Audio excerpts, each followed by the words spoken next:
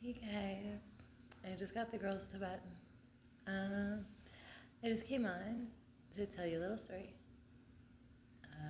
I figured I'd give you like the beginning, pregnancy, and the birth of Dion.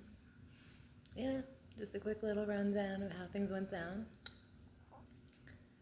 So Dion she'll be 10 this year.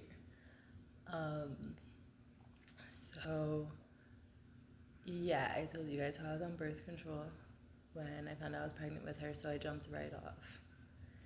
And I was told since I was 14 I couldn't have children. I always just thought I was going to be an Angelina, adopt a bunch of kids. I loved working with kids. I thought I would just be like a teacher and like do the kid thing a different way than having my own. But my goal was to like literally adopt at least 4 children. Have 3 naturally or adopt 4 was my goal. I always wanted children. I meant to be a mom. It's my thing. I knew it from the go. Like, I never knew if I was gonna get married, but I knew I wanted to be a mom. That's my personality. Um, so, yeah. Needless to say, I'm not surprised as to how things went down.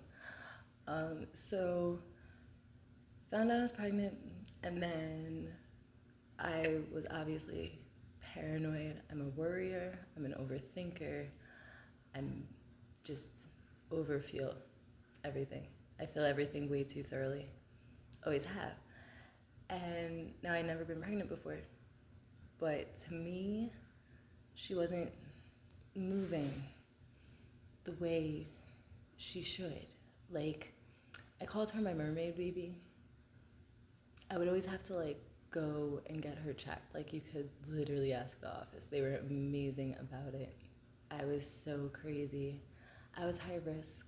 To be fair, I had heart surgery when I was 2. I have a bicuspid aortic valve, coarctation of the aorta, aortic stenosis. Yeah, they went in through my back. I have like a huge scar. So I was high risk, especially because I was turning 29 that year. Yeah, so it was crazy. It was really. I had to get scheduled C-sections for both my girls. I'm not allowed to go into labor, so it was very much DM needs to be ejected from my body at 37 weeks and 1 day. Like, that was known. Now, mind you, the funny part is that I told you I got pregnant within a 3-week span. So we didn't know. Like none of us could figure out. I was getting blood work. They were doing measurements, and like we were just kind of like guesstimating. Like, as if you don't already, it was just that much worse because it was like, when did I actually? There was a lot of like measuring of fluid and just like extra things, I think, compared to just the normal, because I didn't have to go through that with Sailor. Sailor was just a normal, like, I don't know. It was just, it wasn't like this. So, she doesn't show us, anytime we need her to move, it was like, Mom, eat an M&M. I was always worried. I was just calling every couple weeks. The staff at the office was just, they were incredible. The doctor was incredible. Everybody was amazing through it all, just supporting me and my crazy, which we found out was completely reasonable. So, yeah. We even went as far as she got an ultrasound of her heart to make sure she doesn't have my heart condition. And she didn't. Like, we didn't do, they asked me, I think they said, like, I shouldn't do the, what is it? When they check your fluid to make sure, like, when they take the needle. Yeah, I was like, no, don't even worry about it. It's fine. So, get to the day I have her. Now she's a scheduled C-section, so everything's just fine. Emergency C-sections, they keep coming in. They're like, Mom, like, do you mind waiting? Of course I don't mind waiting. Like, it's fine. I'm not in labor. So she's born about like 10 hours after the scheduled C-section, which is fine. Like I said, like the hospital was great, everything was great, everything was perfect. She didn't come out crying. No tears.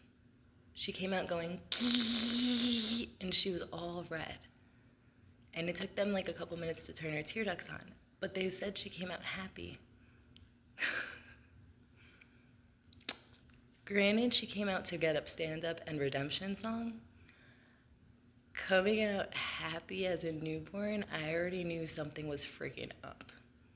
Like, it took them, they were like, oh, she just must, like, you know, I don't know what anybody thought in that room, but I do know the noises coming out of my child weren't normal. I know she was born with a black and blue stomach, just layers of skin over her belly, and you could see all of her insides. She had no belly button. I always just say she wasn't done cooking.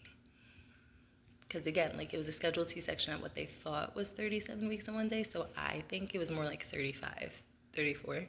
But she didn't have jaundice, she didn't need the lights. She got her, like her heart checked the day we left, and they said she had a huge preemie hole, the atrial septal defect. Yeah, so there was that. But we went home. The part I forgot to tell you is that she threw up every single meal, every single day until she turned 1-year-old.